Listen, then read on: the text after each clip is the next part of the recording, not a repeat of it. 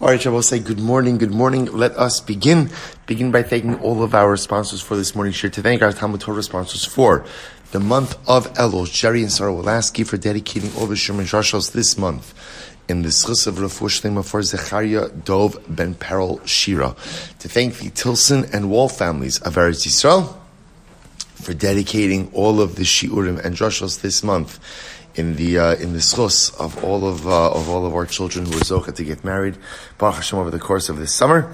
Truly, Al Havai, we should all be zocha Eretz Hashem to celebrate many simchas with our families in the years to come. To thank Shaindy and Avraham Kelman for dedicating all the shiurim and drashos this month in memory of their beloved parents, and then in the zechus of all of those who need a refuah sheleimah. But so with that, let us begin. We have a lot to do today. Another fascinating daf. Today's daf is Tes Zayin 16.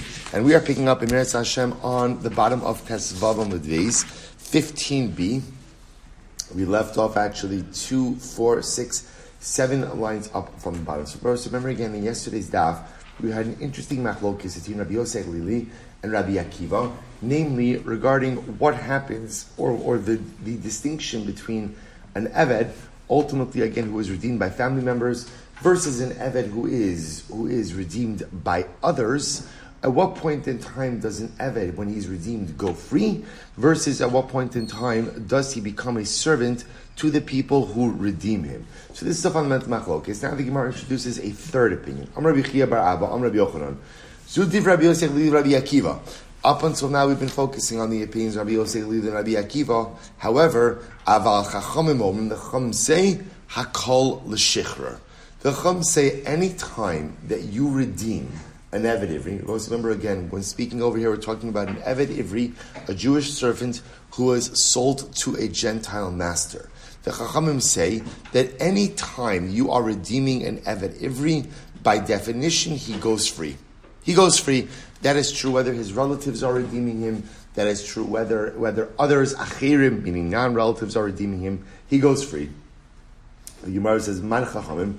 Who are the Chachamim? Rebbe is Rebbe. So first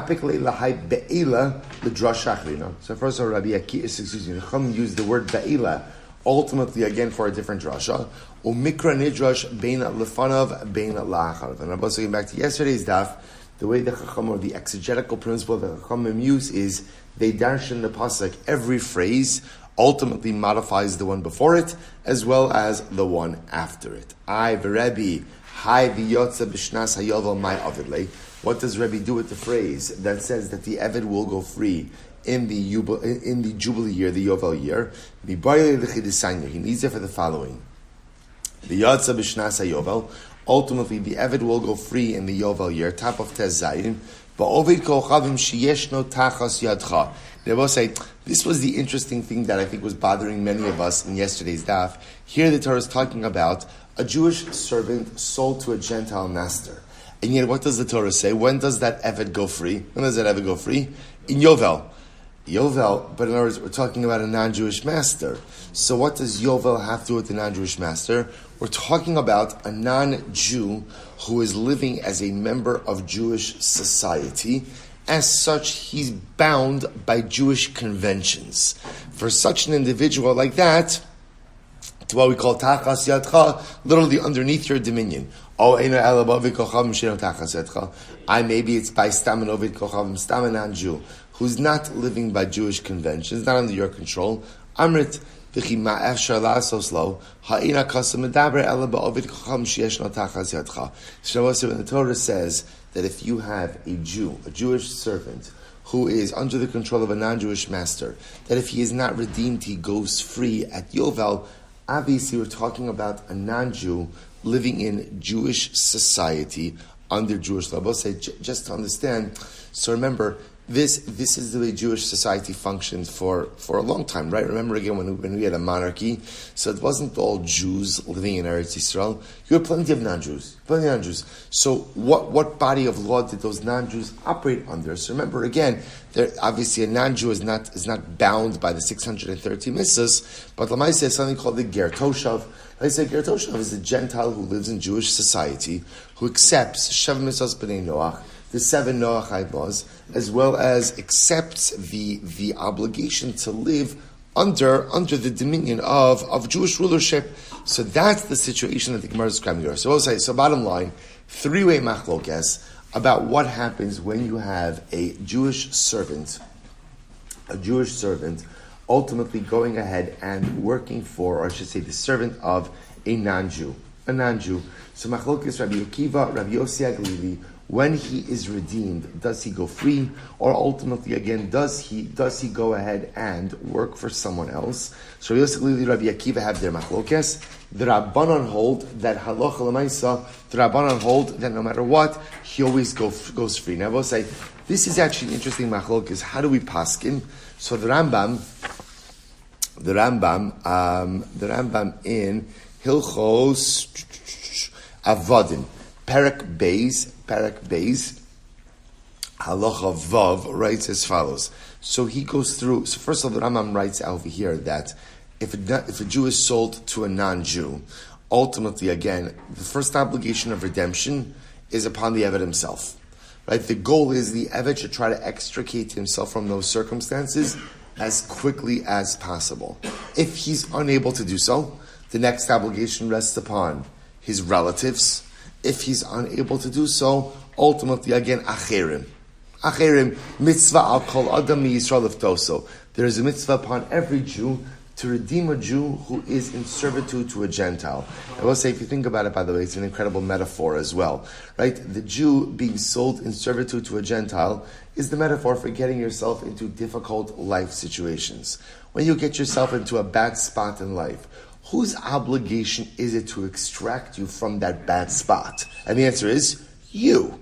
Answer is you. Whether you got yourself into it, didn't get yourself into it, when you find yourself in compromised situations in life, the obligation to extricate yourself is on you. If you can't do it, who's obligated to step in? Family. If family can't do it, who's obligated? Klal Yisrael. And that's what happens with a Jew who's sold to an akum. Now, the Rambam writes, Bein shavadu akrovim, Bein shavadu shar adam, yatzal acherus. The Rambam paskins like the Rabbanon, who the Gemara identifies as Rebbe, that when you redeem an Eved from his Gentile master, halacha l'maisa, he goes free. He goes free, no matter who is redeeming him, his family, relatives. Ultimately, again, he goes free. Good. So that's the Rambam paskins. Let's go back there. Ubishtar. Next. So remember again, the Mishnah said that an Eved Ivri is acquired through a shtar. Says the Gemara Minolan. How do you know that you could acquire an Eved Ivri through a shtar? Amr Ula, Amr Kra, the pasuk says, Imacheres yikach lo. Now this pasuk is by Amma Ivriya. So remember again, we spoke about this a little bit, that halacha l'maisa, that when a person purchases a Jewish maidservant, there is a quasi-expectation that when that girl comes of age, the master is going to marry her. And therefore the Torah says that if you marry your Amma Ivriya, right, obviously once you marry her, she's no longer your Amma Ivriya, she's your wife, right? But if you marry your Amma Ivriya, and then you decide to marry another wife, make sure not to mistreat the Amma Ivriya. If you go ahead and you marry an additional wife to the girl, in addition to your Amma Ivriya, then ultimately do not diminish any of the marital obligations you have towards your first wife. So what do you see from here? The Torah compares an Amma Ivriya wife. But you understand, when I say Amma Ivriya wife, a wife can never be an Amma Ivriya, and an Amma Ivriya can never be a wife. In other words, you can have an Amma Ivriya, and then once you marry her, she's your wife. She's not an Amma Ivriya. The point over here is the Torah is saying, if you marry someone else, do not mistreat the first wife. So the Gemara says, Hikisha kasav lacharas. The Torah equates the Amma Ivriya wife to a quote-unquote regular wife. How so? Macharas makanya b'shtar.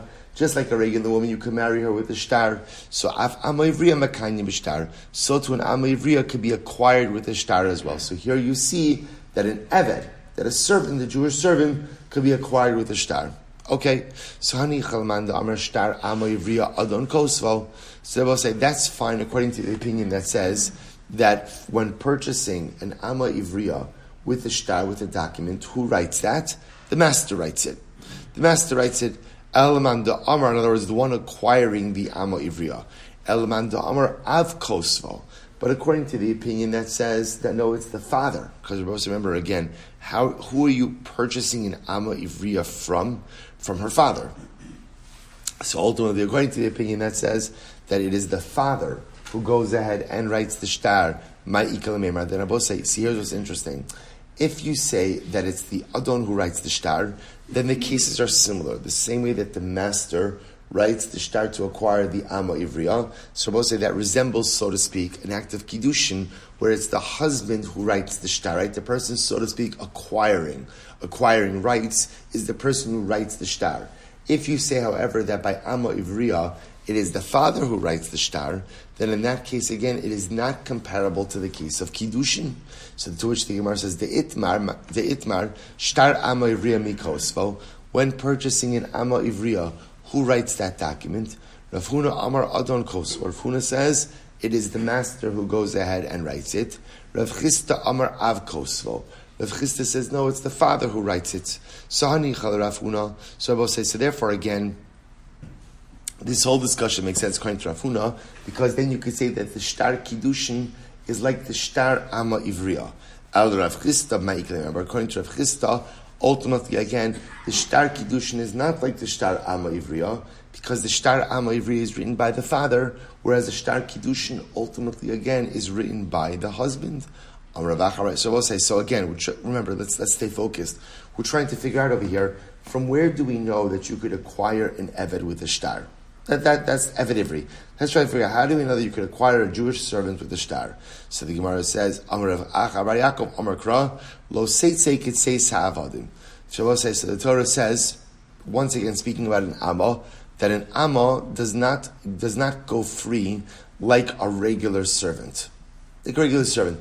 But say, remember again, we're going to speak about this in greater depth. That halacha l'maaseh, we're going to see, for example, an Eved Kinani, a non-Jewish servant, goes out by Rashi Ivarim, right? If you injure him in one of the 24, extremities, so to speak, you cut off his finger, right? You blind his eye. We're talking about even accidentally, right? So halacha l'maaseh, an Eved Kinani automatically goes free with any of these types of injuries. An Eved Ivri, on the other hand, or an Amma Ivriya, does not. That's what it means when it says, Lo Seitzei Kitzei Sa'avadim. She does not go out like a non-Jewish servant. She does not achieve emancipation like a non-Jewish servant. Aval, Niknis hi Kikinyan Avadim. But she is acquired, even though she is not emancipated, ultimately again, like Gentile servants. Halacha l'maisa, she can be acquired like Gentile servants. How so? Umaynihu. What does that mean? Shtar. Document. Just like you could acquire a non-Jewish servant with a shtar, so too you could acquire an Amma Ivriya with a shtar as well. So the Gemara says, that's the source for shtar. Ay ve'ima aval niknis hi kekinyan avadim umaynihu chazaka. Maybe not. Maybe it's referring to chazaka, to a proprietary act. And the same way that you could acquire an Eved with a chazaka, Rabbi say, right? Some act demonstrative of ownership, so too you could acquire an Amma Ivriya with chazaka as well. Amrakra bisnachaltem osam lemnechem acharechem. Rabbi say, remember again, herein lies the fundamental distinction between an Eved Kinani and an Eved Ivri. We'll say an Eved Kinani, interestingly enough, is passed down to one's children. So if I own an Eved Kinani, I own a Gentile servant, when I die, so ultimately that's property. That's property, and the property is passed down to my children. That stands in contradistinction to a Jewish servant who is not property. Who's not property, and therefore, what happens if the master dies? What happens if the master dies? The Eved goes free. The Eved goes free. So the Gemara says, so the fact that an Eved Kinani is property, that's why you could acquire an Eved Kinani with chazaka. But an Eved Ivri, or in this case an Amma Ivriya, who is not property, cannot be acquired with chazaka. Osam lemechem acharechem, osam bechazaka, v'lo acher bechazaka. Ve'ima osam b'shtar, v'lo acher b'shtar. So maybe you should say that only an Eved Kinani could be acquired with shtar, but no one else could be acquired with shtar. So haksiv lo seitzei kitzei sa'avadim. The pasuk says that she does not go out like a Gentile servant, which we infer from that means she doesn't go out like them but she can be acquired like them. So just like an Eved Kenani could be acquired with a shtar, so to an Amo Ivriya, and by extension, Eved Ivri could be acquired with a shtar. Umarois, how do you know about what to include, what to exclude? Mistabr shtar havelei l'rabuye. We'll say it makes sense to include shtar amongst the mechanisms which can be used to acquire an Eved. Why? So the Gemara says, Shekain motzia b'bas Yisrael. We'll say because we see that a shtar works in other contexts. For example, a shtar affects divorce. Shtar affects divorce. Adrabah, because it's just the opposite. Chazaka havelei l'rabuye. We should go ahead and include the case of chazaka. Why? Shekain kone v'nichse hager. Because we'll say shtar works in other situations. For example, nichse hager. Now we'll say nichse hager is an interesting situation. In general, when a person dies, there's always an inheritor, right? Because every single person has a relative. We'll say there's only one case of a person who dies, potentially with no relatives. Who is that person? A ger, right? Because remember again, if a person converts, you could have a situation where they don't have any quote-unquote Jewish relatives. As such, when they die, their property becomes hefker, ownerless. And as such, anyone who takes possession of it ultimately owns it. So the Gemara says, "Beishus miha lo ashkichan." Okay, well, let's say, but you don't find chazaka ultimately working in a marital context. So because you don't find chazaka working in a marital context, that's why you can't be referring to chazaka. Fine. By seeing the other possibility is lahachi ahani imachares. What ultimately, again, do we need the pasuk of imachares ikachlo? Rav Huna, so the Gemara says, Rav Huna, hai lo teitze kitzei savodim, my darashpe. What does Rav Huna do with the phrase lo teitze kitzei savodim? That she doesn't go out ultimately again like a typical servant. What does he do with that? Homi baile she'ina yotza berashe ivarim ke'eved. So I will say he uses that again pashat pshat that an amma ivriya does not go out barashe ivarim. I will say take a quick look at Rashi. See Rashi, lo seitze kitzei savodim, it's actually all the way on top, the last wide line in Rashi. Lo seitze kitzei savodim, Rashi writes, b'shein v'ayin barashe ivarim ke'eved kinani. So let's remember again, an eved kinani, if you go ahead and you knock out his eye, you blind his eye, right? Or you knock out his tooth, or you accidentally or intentionally cut off any of the extremities, right? So we'll say, what's the halacha? He goes free. He goes free. That's right, he goes free. Interestingly enough, that doesn't apply to an Eved Ivri. Doesn't apply to an Eved Ivri. So the Gemara says, so ultimately again, Rav Huna will go ahead and use lo seitze kitzei savodim. It says kitzei savodim means that ultimately, on a simple level, whereas an Eved Kinani goes out by Rashi Ivarim, if he loses any of the limbs, ultimately again, an Eved Ivri does not. Rav Chisda will say, Imkein, lichtov kra, lo seitze ka'avodim. If that's the case, let the pasuk just say, she does not go out like avodim. My kitzei sa'avodim. Ultimately, again, what does it mean? Kitzei sa'avodim. What does that mean? Going out like the avodim, shma min tarti. So we'll say comes to teach us two things. Number one, that an Eved Ivri ultimately, again, does not go out for Rashi Ivarim with the loss of any limbs. And number two, that ultimately, again, although the Eved Ivri does not leave servitude like a Gentile servant, the Eved Ivri can enter servitude like the Gentile servant. Meaning what? The same way the Gentile servant enters with a shtar, so to an Eved Ivri enters with shtar as well. So we'll say, so here we have the source ultimately, again, of halacha l'maisa of shtar. Good. So now we've conclusively proven that an Eved Ivri could enter servitude with the shtar. I will say, I'll just show you something very beautiful. The Shem Shmuel, the Zecharya Dov, so he brings down something interesting. Why is it, from a hashkafic perspective, why is it that an Eved Kinani goes free if he loses any limb, right, or any part of the body, but yet an Eved Ivri does not? Right? It's an interesting. And now again, the simple pshat is it's a pasuk. It's a pasuk, right? The Torah says so. But on a deeper level, why that distinction? Rabbi says, so listen to how beautiful this is. He says, Hatam mahuso shel Eved Kinani hu achomer ukishenifkam echa mirashe varav nifkam mahuso lachen yosi lecherus. Rabbi says, so he says, by an Eved Kinani, the entire essence of an Eved Kinani is a physical being. And therefore, again, when you damage the physicality of that Eved, by definition, he's allowed to go free. He's allowed to go free. He says, on the flip side, Masha'inkin Eved Ivri, Hamahuso Hua Nefesh. The essence of an Eved Ivri Rabosai is not his physicality. Even in Eved Ivri, the essence of who he is his neshama. Ukishenifkam gufo ein mahuso nifgemes. If you injure his body, ultimately, again, his essence remains undamaged. Ki hanefesh hu ruchani, va'ruchani ein mischalek g'mamenu ein nifkam. So I will say it's such a fascinating distinction. The Eved Kinani is considered to be something or someone who is totally physical. And therefore, if you damage him physically, intentionally, unintentionally, there's a penalty. There's a penalty because you've damaged the essence of the person. By the Eved Ivri, his essence is not his physicality. As much as he's an Eved, right? His essence is not defined by his work. His essence is not defined by his physical strength. Even as an Eved Ivri, his essence is still his neshama. As such, even if you damage him physically, ultimately, again, his essence remains intact, and therefore he's not emancipated. I will say just a fundamental distinction in terms of a person could be viewed in one of two ways. A person could be viewed as a physical entity, or a person could be viewed as a spiritual entity. It's almost as if these two states of being are called Eved Kinani and Eved Ivri. As an Eved Kinani, I'm a person who's totally defined by physicality.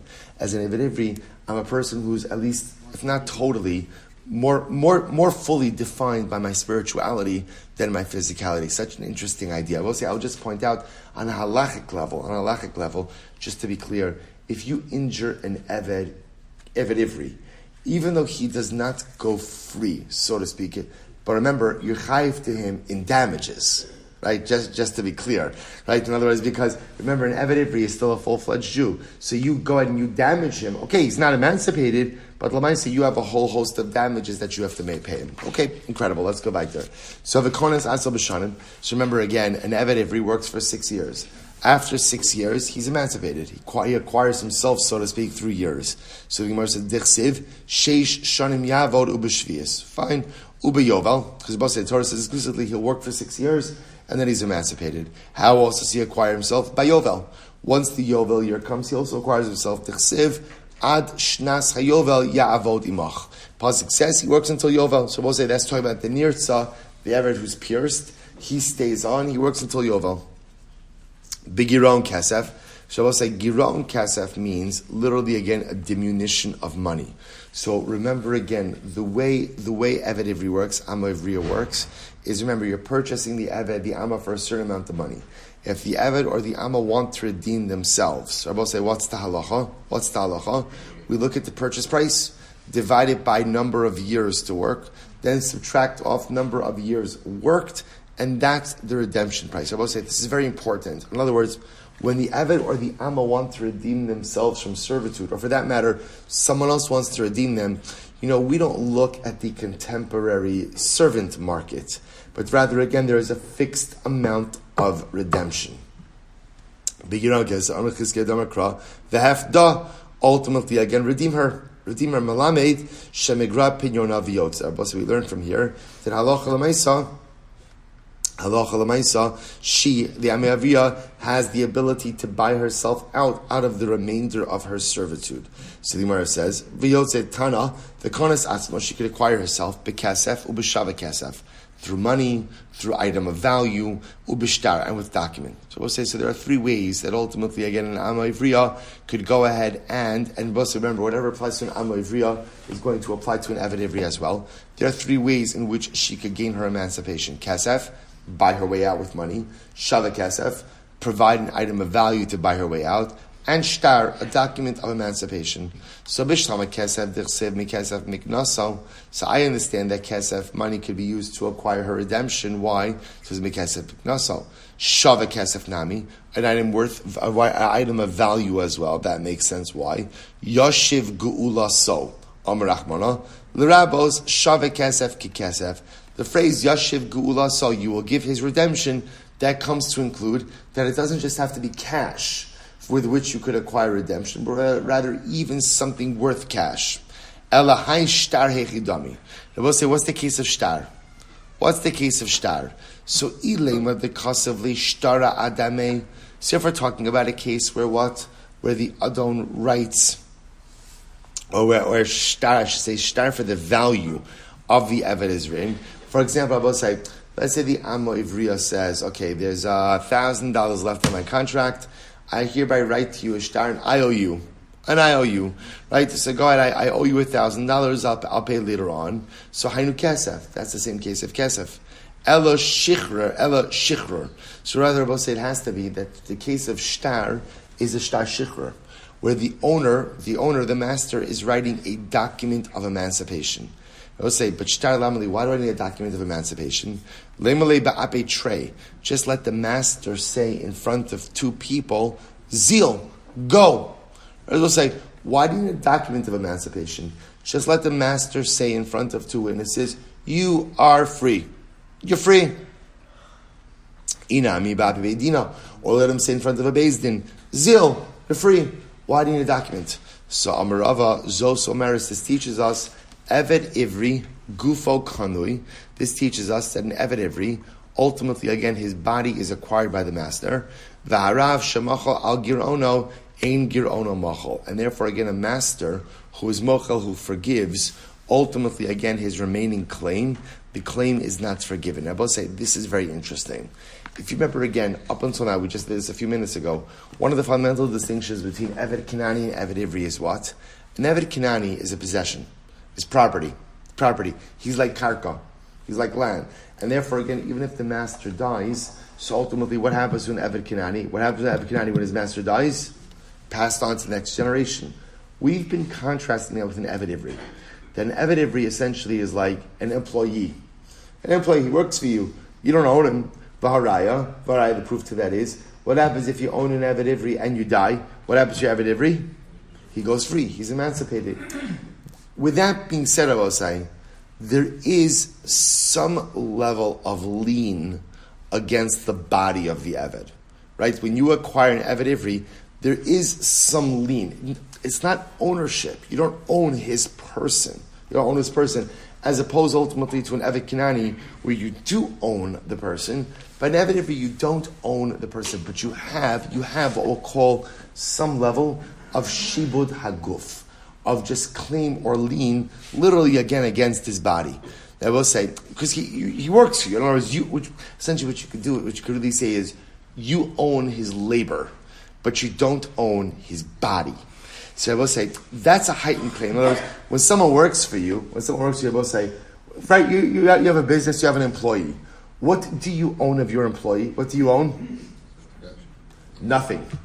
You don't own anything of your employee, right? You might have an entitlement to services, but you own nothing. When you have an Eved Ivri, I will say, there is a quasi level of ownership. What do you own? You own his labor. You own his labor. And that creates what the Gemara calls a quasi-claim against his guf. A quasi-claim against guf. Now, why is this important? Because I will say, because you have a heightened level of ownership in an Eved Ivri, simply saying, all is forgiven, you are free, is not enough. When you have that heightened level of ownership, in order to divest yourself of that ownership, you need something more significant and concrete. So this is actually very interesting. So if you want to emancipate your Eved Ivri, what the Gemara is saying you're free. You're free is not enough. Even if you say it in front of two witnesses, even if you say it in front of a beis din, it's not enough. It's fascinating. Because there is a heightened level of ownership, there has to either be money that exchanges hands, i.e. the Eved redeems himself, right? Or shtar. I mean, it's not true. At the end of 6 years, the Torah says you no longer have heightened ownership. By Yovel, the Torah says you no longer have heightened ownership. But Lamaisa, right? If it's not one of those, then either you need kesef, you need money, or you need the shtar. I'll give you a good example of this. We've seen this before, by the way. Let's say, remember the case we had a little while ago? I don't know which sector it was. It must have been in Gid. Remember we had this case where Reuven and Shimon are partners, right? And Reuven decides he no longer wants to be Shimon's partner. So what does Reuven say? I'm done. We'll say, what's the halacha in a case like that? What's the case? It doesn't work. right? It doesn't work. Why? Because when you are vested in something, I will say, in order to divest yourself of that, you need something more formal. Just saying, I'm done, I'm out, right?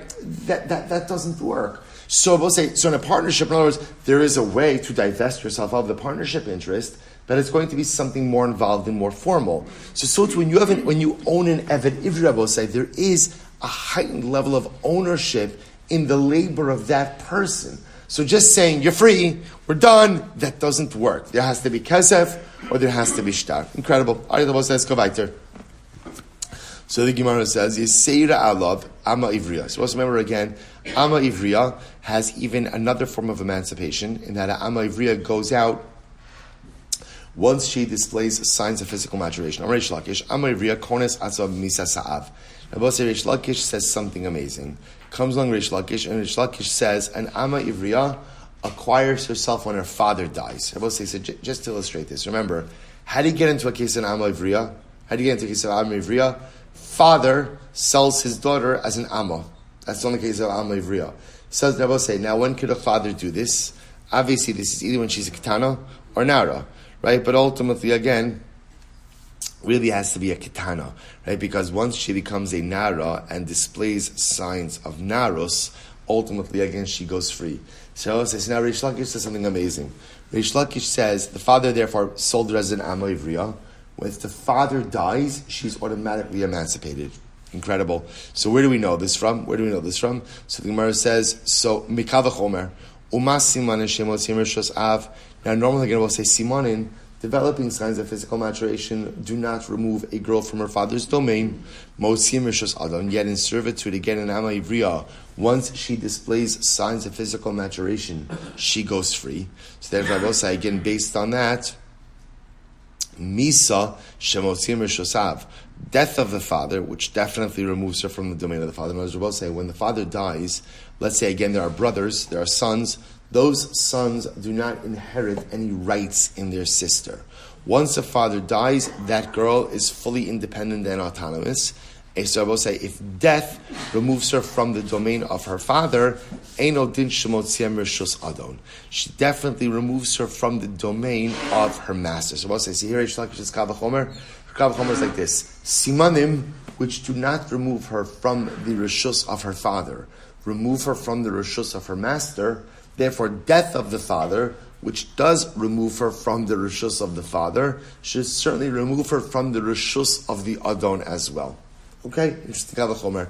So basically, is the kasha. So Mesiv Rav Oshia, Yisera of Amma Ivriya. Amma Ivriya has a certain element above and beyond Eved Ivri. Why? Shekones atzma b'simanin. She acquires herself with simanin. Isa. If you're correct, Reish Lakish, Nisni nami misa sa'av, also including that death of the father. That's also, in other words, remember that would be an additional way that Amma Ivriya acquires herself that an Eved Ivri doesn't have. An Amma Ivri acquires herself with the death of her father, but yet an Eved Ivri does not. To which the Gemara says, Tana B'Shir, you're right. The Tana didn't include a full list of mechanisms for emancipation. So my shir, what else did it leave off? So the Gemara says, my shir, the high shir misa sa'adon. It left off the death of the master. For example, again, death of the master is also a mechanism of emancipation. The Gemara says, if that's the case, that's not really something he left off. Why? Because remember, again, since the death of the master works for both an Eved and an Amma, it didn't include it in this list. So why not go ahead and include this? Reish Lakish, if you are correct that the death of the father allows for emancipation of the Amma Ivriya, why not include that in the list of mechanisms of emancipation for an Amma Ivriya? Tana davar sheyesh lo kitzba. So, sorry, Tana davar sheyesh lo kitzba katani, davar she'en lo kitzba lo katani. I will say, ultimately, again, the Tana only included things which by definition are defined. So, for example, I will say simanim are defined, right? A girl is going to display signs of physical maturation. Death of the father may or may not occur. So he only included items that are definite and are going to occur. So the Gemara says, "V'ha simanim de'ilan kitzba." But 1 second, I will say so. Simanim don't have a defined or specific time. In other words, Rabbi say, what that means is you don't know when a girl is going to display signs of physical maturation. Rav Safra, ein lahem kitzba lemala, aval yesh lahen kitzba lemata. Rabbi say, Amud Beis. Interestingly enough, simanim, Rabbi say, they don't have a ceiling. In other words, anytime after a girl reaches 13 years, which is really 12 years old in one day, anytime after that, if she displays signs of physical maturation, those are halachically significant.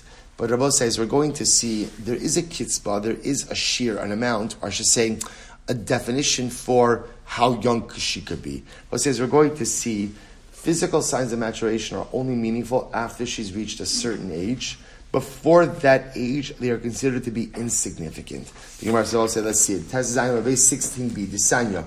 Top first line 16b, Disanya, because we learned in the Brayso, Ben Teisha Shanim Shehevi Shtei Saros. If you have a girl who is 9 years old, and she sprouted 2 hairs. Most rabbis talk about 2 hairs in the pubic area. So I'll say, so what's the halacha? Shuma. And they'll say, we do not assume that those are signs of physical maturation. Rather, we attribute it to a mole. A mole. In other words, it's hair for different reasons, but it's not signs of physical maturation. Mi ben tes shana diyom echad. But from the age of 9 years old in one day, ad ben yud beis shana diyom echad, but up through 12 years old in one day, va'odan bo, and the hair is still there, shuma. Those are attributed to a mole. Rabbi Yosef Yehuda Omer Simon. Rabbi Yosef Yehuda Omer Simon. The student says, no. If the hair remains there through the age of 12 years old in one day, at that point in time, we assume it's a sign of physical maturation. Ben Yud Gimel Shana Diyom Echad.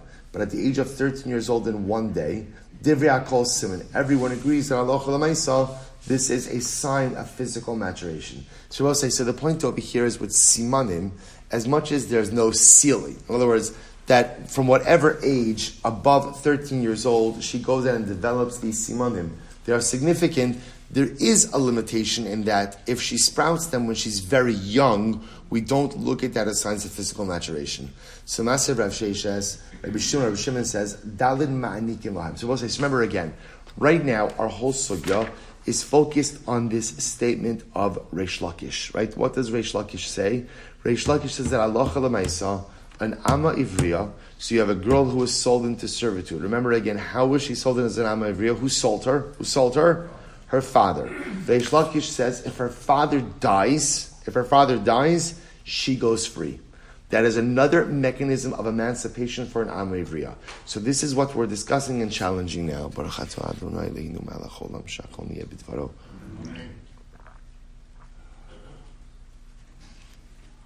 Okay, so Gemara says, Massive Rav Sheshes, so Rav Sheshes raised the kasha. Rabbi Shimon says, Dalid ma'anikim lahem. There are 4 people who receive Hanaka. Now let's remember again, what's Hanaka? We spoke about this yesterday's daf already. Hanaka is upon emancipation, a master is obligated to give his servant, to give his eved or his amma, ultimately again, gifts. Hanaka gifts. We'll get more, we'll discuss it in greater depth. Gimel be'ish, v'gimel be'isha. Ultimately, again, there are 3 cases that apply to a man and 3 cases that apply to a woman. But no 4 cases, no 4 categories apply to either one. Because they're both saying, remember again, there are certain mechanisms of emancipation that apply to a woman that don't apply to a man. For example, simanim, signs of physical maturation. That is a mechanism of emancipation for a woman, but does not apply to a man. And conversely, ve'in ritzia bi'isha, piercing of the ear. So you only pierce an eved, you don't pierce an amma. So there are 4 categories, so to speak, of emancipation that warrant hanaka, but no 4 categories, the full 4 categories apply to neither a man nor a woman, because there's a 4th that is gender specific, right? There's a 4th, i.e. again, simanim, which only applies to a woman, ritzia, which only applies to a man. Okay, so v'im isa. Now, one second, Reish Lakish, if you are right, nisni nami misas av. Reish Lakish, according to you, there should be another mechanism of emancipation that should allow for anaka, namely what? Death of the father. That if you have an Amma Ivriya and her father dies, she goes free, and upon emancipation, what should happen? She should receive hanaka, these gifts The fact that it's not included in this list indicates to us what? That obviously it's wrong. Obviously it's not true. I maybe you'll see over here, you're right, this list was not meant to be exhaustive. In other words, we'll say the Tana included certain things and excluded others. That's not what the Brisa said. The Brisa did say there are four mechanisms of emancipation, which ultimately result in Hanaka. Sounds like it's an all-inclusive list. The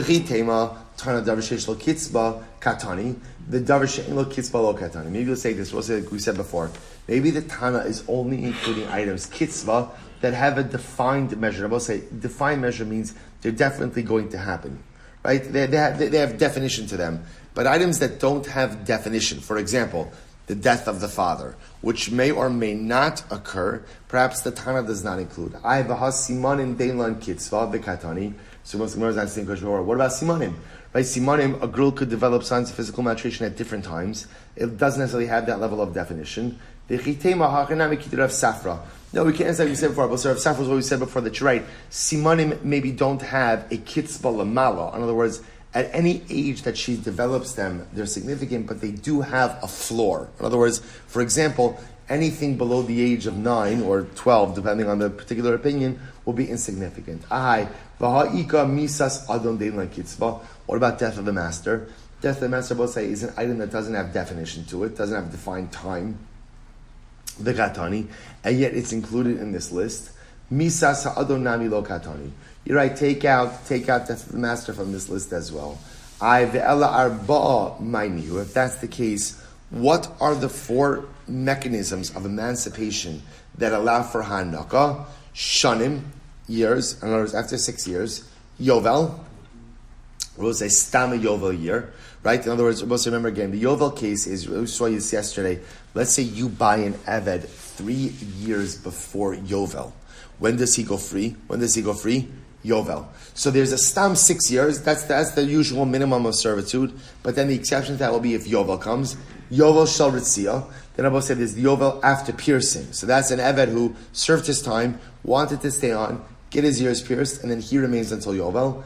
Va'ama ivriya b'simanin. And I will say for a woman, for a girl, Ama ivriya, she goes out ultimately again with signs of physical maturation.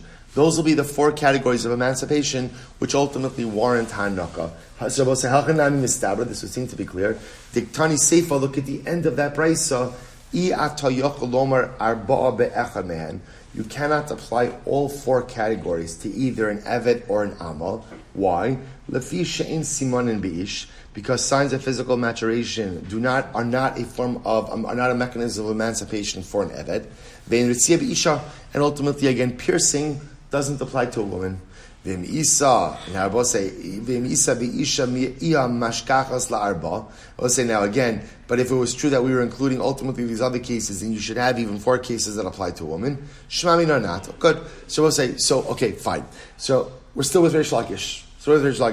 Still keeping on task over here, picking up a lot of interesting information along the way, but we're still we're still trying to contemplate this position of Reish Lakish. That Reish Lakish holds that by Ama Ivriya, if her father dies, ultimately again she will go free. I ask the Gemara again, Maser Vavamram, so Avram is the Kasha, Ve'elu Ma'anikim Lohem. These are the people ultimately again who receive Ha'anaka. Who are they? Hayotze B'Shanim U'Beyovel U'B'Misa Sa'adom. Anyone about say goes free. Shanim, remember again, what's Shanim? 6 years. Yovel is Yovel year. Misa Sa'adon, death of the master, and by Amma Ivriya she has a 4th, Besimanim. Right, ultimately again, signs of physical maturation. V'mi'isa Reish Lakish, if you're right, that death of the father allows for emancipation of the Amma Ivriya, Nisni Nami Amisas Av, why don't you include in this also death of the father? Reish Lakish, if you're correct, then why isn't your example included? So we'll say once again, we're having a lot of the same conversation here. Maybe the Tana included certain things, and ultimately again left certain things off the list. Elu katani. Rabbi said the lashon of the brisa is elu manikim. These are the cases. Let's see, which sounds like the brisa is creating an exhaustive list. Maybe you'll say only something that has definition to it is included. Something that's not fully defined is ultimately not included. So we'll say once again, V'hasimanim. What about simanim? Deilan kitzva. Because we'll say once again, simanim, you don't know when they're going to occur, and yet it's still included. V'katani b'chitema ha'chinami kid Rav Safra. Okay, well, I'll answer up like Rav Safra. You're right. There's no kitzva ultimately lamala. In other words, whatever age she gets simanim, fine, but there is a kitzva lemata. In other words, there is a basic age that she has to pass in order for the simanim to be significant. To which the Gemara says, ha'ika misas adon. There's also the case of the death of the master. Tiyufta de Reish Lakish tiyufta. I will say, essentially, what you see from here is the fact that Reish Lakish's example of death of the father is not included in any of these lists indicates that what? No one accepts it. So I will say, so where we are holding right now in this sugi is you have Reish Lakish who says that halacha l'maisa, death of the father ultimately results in emancipation of the Am Ivriya. What we keep seeing over and over and over, I will say, is all of these lists which talk about what emancipates an Eved or an Amma, right? Or what emancipates an Amma. And really the way that manifests itself is we have these lists that say, when does an Eved receive ha'anaka?